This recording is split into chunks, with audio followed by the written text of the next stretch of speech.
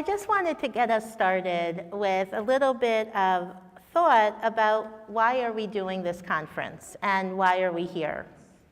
And the Academy for Jewish Religion, we're over 55 years old. And for all of that time, AJR has been what we could call a lab of pluralism, a school and an institution that was founded and has continued as one that is really devoted to struggling with ideas of pluralism. And not only that, we also pride ourselves in being a place that challenges ourselves and others to think outside the box and to really respond to new approaches to the Jewish community. So thinking about these issues about pluralism and the boundaries of pluralism felt like something we should be confronting and that we were happy to confront. Now, everyone talks about pluralism today, right? All the organizations are pluralistic. The movements are all pluralistic. Everyone talks about themselves as pluralistic, which is really kind of nice. But what does it mean? What does it mean that everyone is using this word pluralistic? And I think in every group and every place you talk to, it means something different. And if I can just give you 3 tiny little examples that you'll see they have nothing to do with each other. I was speaking with a college at one point, a Hillel group, and the kids were talking about what are their pluralistic successes. And one of the successes they pointed to is that while there are concurrent minyanim going on, someone from one minyan was willing to help someone from another minyan carry a bottle of wine. And that was their success in pluralism. Which some of us may think is just derech eretz, right? So it's a question.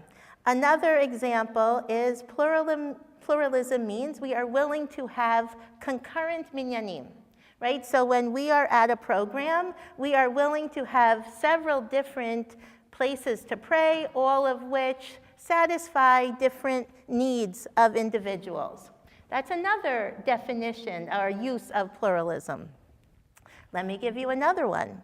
At AJR, when we daven together, we actually consider ourselves to have made almost a communal covenant that we follow whoever is leading. And we have one minyan, one place to pray, and whoever leads, everyone davens in that way. Everyone prays in that style. Whether it's really the style you're used to or is your favorite one or not, with the idea that you have something to learn from it, with the idea that you can be touched by experiencing something that is not your norm.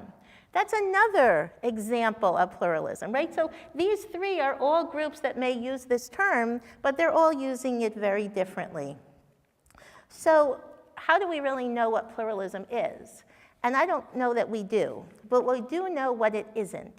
And what it isn't is the idea that anything goes.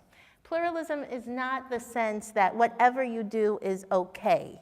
It's the idea that a community has made a decision for itself as to what is acceptable and appropriate in that community. And whether that community realizes it or not, they have set boundaries for themselves, and they have decided what works for them and what doesn't work for them. It's just interesting that often the communities don't realize that they have done that, right? Because it just becomes a natural part of the work. I can give you an example of that. At AJR, for example, again, funny, that's where all my examples are from. If we not only believe that we're pluralistic, but we have core values, right? And one of our core values is to be egalitarian. And on one level, that is welcoming and open. On another level, if you are someone who believes you don't want to listen to women's voice in prayer or in song, you're not going to do well at our school because you're going to hear women's voice in prayer and song all the time. So by opening on one side, we have necessarily closed on another side. those are boundaries that we have set. And it's just one example. So how do we look at this in the bigger picture?